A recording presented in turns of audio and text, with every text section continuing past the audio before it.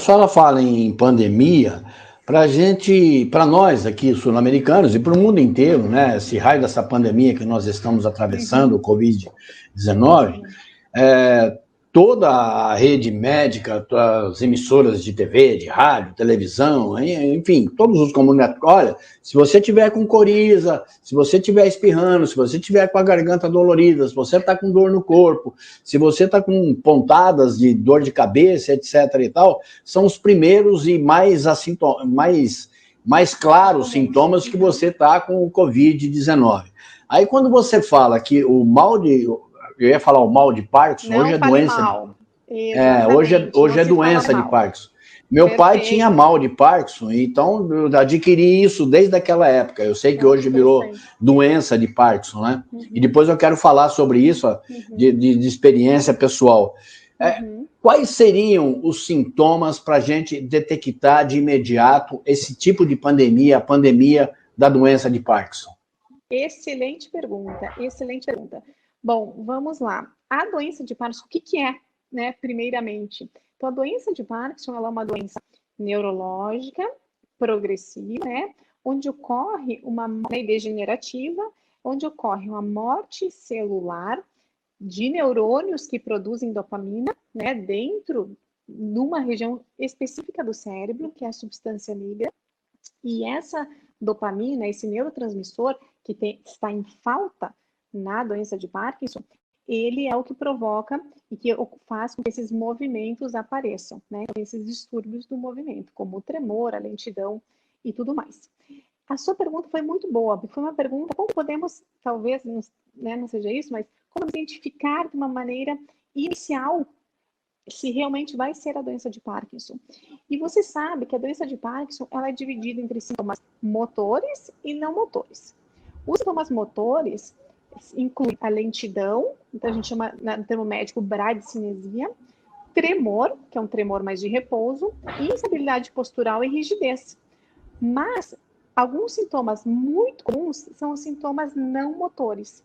E dentro dos sintomas motores engloba muitos sintomas que a gente pode falar um pouquinho mais para frente. Só que desses sintomas não motores, eles podem ocorrer antes dos sintomas motores. E a gente chama de sintomas prodrômicos. E quais seriam esses sintomas para você ficar um pouquinho esperto aí, se vai desenvolver um Parkinson ou não, se vai vir a pandemia do Parkinson? Primeiro, hiposmia, ou seja, a falta de cheiro, igual estamos vendo aqui na pandemia do Covid, mas são mecanismos diferentes, tá? Ocorre essa hiposmia por um mecanismo um pouco diferente do que a infecção pelo vírus. Então, o paciente começa a não sentir cheiro ou diminuir o olfato. O paciente pode ter constipação, ou seja, dificuldade de ir ao banheiro, ou diminuição da frequência de ir ao banheiro, até 10 anos antes, ou até 20 anos antes de realmente vir apresentar a doença de Parkinson.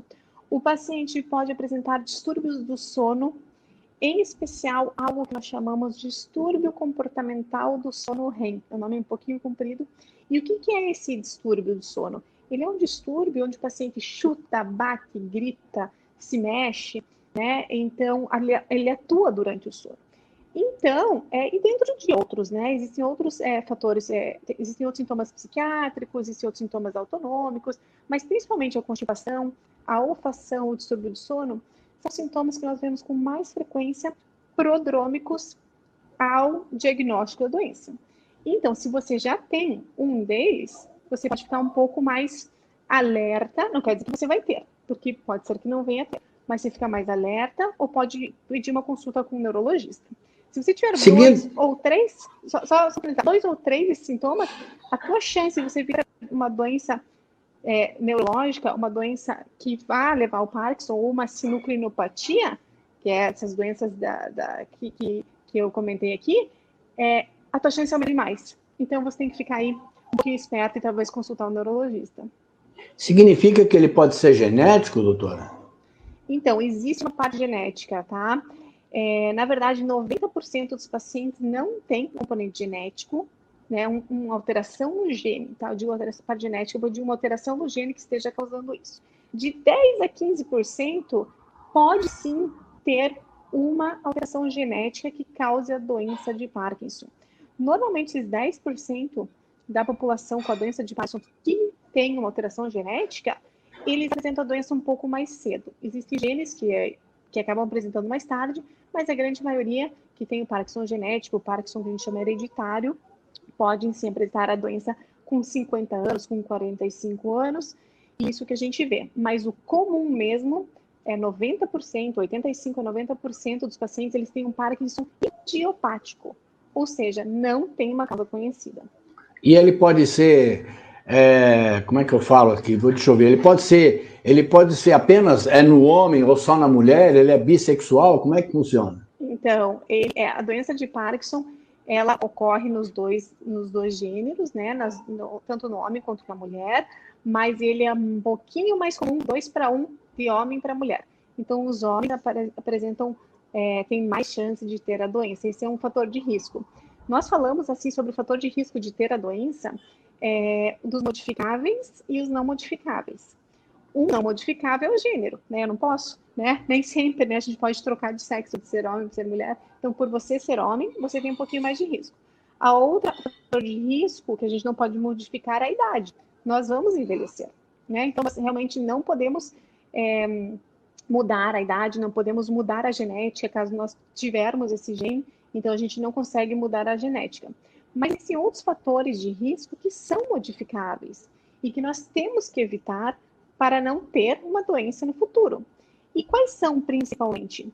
Traumatismo craniano. Então, a gente sabe que pugilistas, pacientes pessoas que lutam boxe, inclusive como Muhammad Ali, é um grande exemplo, que levaram muito trauma, e isso leva a ter uma doença de Parkinson mais precocemente.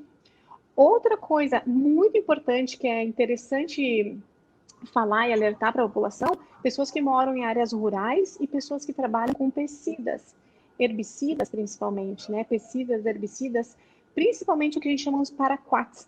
Se eu não me engano, teve uma discussão veneno, no começo do ano. o veneno de uma forma geral, é isso? O veneno, exatamente, para matar, né, bichos ou para matar pestes. Por que o veneno? Qual a ligação? Porque ele tem uma toxicidade que ele acaba matando mais neurônios, morrem mais neurônios, então isso você tem mais chance de ter a doença. Esses venenos, eles estão proibidos em grande parte do mundo.